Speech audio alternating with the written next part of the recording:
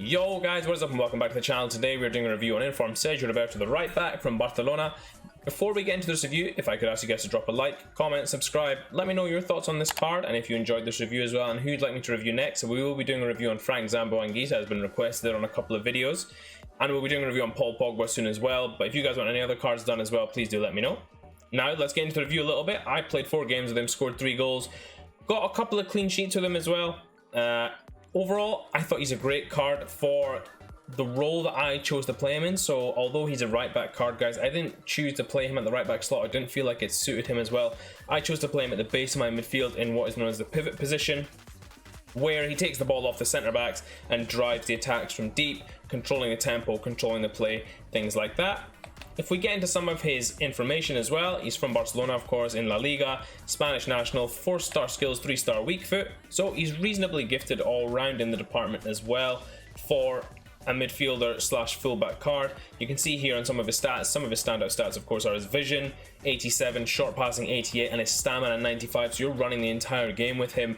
You don't have to slow down with him at all. You can afford to really hold the R2 button down the entire 90 minutes. Some of the stats that hold him back a little bit, his pace, you know, obviously in every FIFA, you want a player with higher pace. His agility does let him down a bit with regards to turning out of tight situations sometimes. And again, the final thing is his jumping. For someone who is in the midfield, I would want them to win more headers, and with his height as well at 5'10", it'd be nice if he had a little more jumping, but it's not essential for how I played him. Finally, guys, there's no player traits on this guy, so nothing to shout home about there. We're going to get into some of the clips, so let's go for it. So guys, getting into some of Sergio Roberto's clips. Here you can see some of his defending. It's clean, it's tight defending.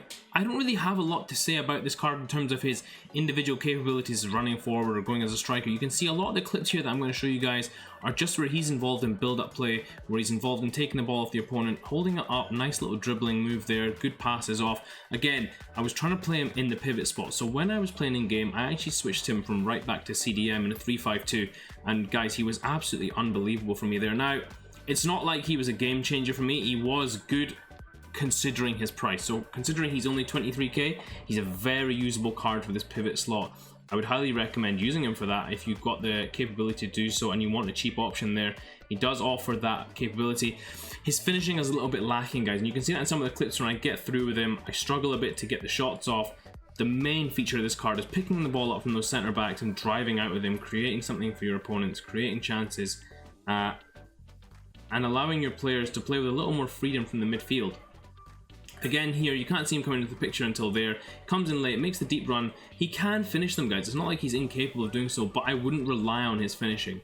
Again, here you can see he picks the ball up from the centre back there, takes the ball on past one defender there, and already you're on the attack here. And with his passing range, you can pick out the ball just like that and get in on goal.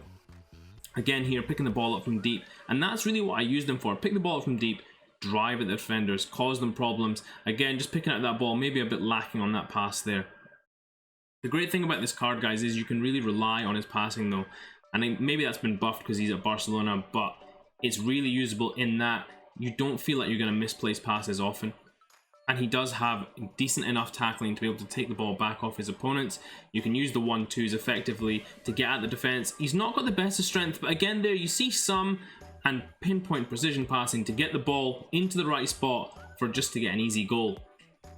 Again, here in these final few clips, you're just going to see some of the goals I scored with him. Of course, one of them was a penalty. Decided to try and get him as many goals as I could. But some of the other finishes were pretty tight. This one in particular, a very nice near post finish there. And the final one here, again, just driving from midfield, taking it deep. And when you've got the chances here again, you can create chances for him.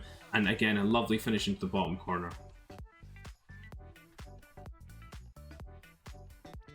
So guys, in conclusion for this card, I would say it's a decent card for the price that you're paying to get him. You're getting a Spanish player, Barcelona, La Liga, Spanish of course again as I mentioned before. 4 games played, 3 goals. I did get a couple of clean sheets with him.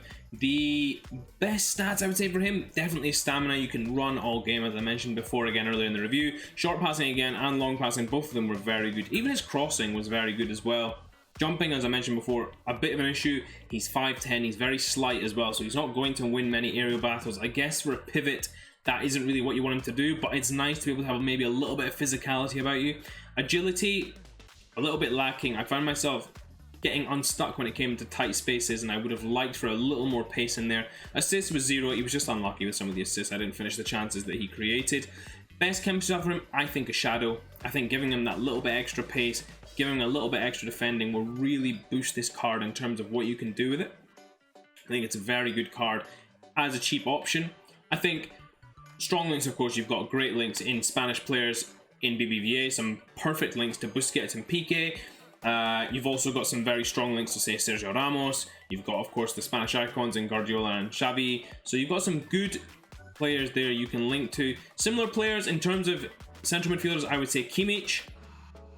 Very similar style of player and how you would play him. Maybe fullback Trent Alexander-Arnold, not the most physically capable, but a very good all-round player. Guys, I wouldn't recommend buying him. He was just one that I wanted to try out in a different position to see how he played. I thought it was a good way to try him out, and if you guys enjoyed this, then let me know. You guys can see the key cons and the key pros of him there. If you guys did enjoy this alternative style of review where I try a player out of position where I think he would fit better, then let me know, and I'll carry on doing more. Until next time, I will catch you guys then. Peace.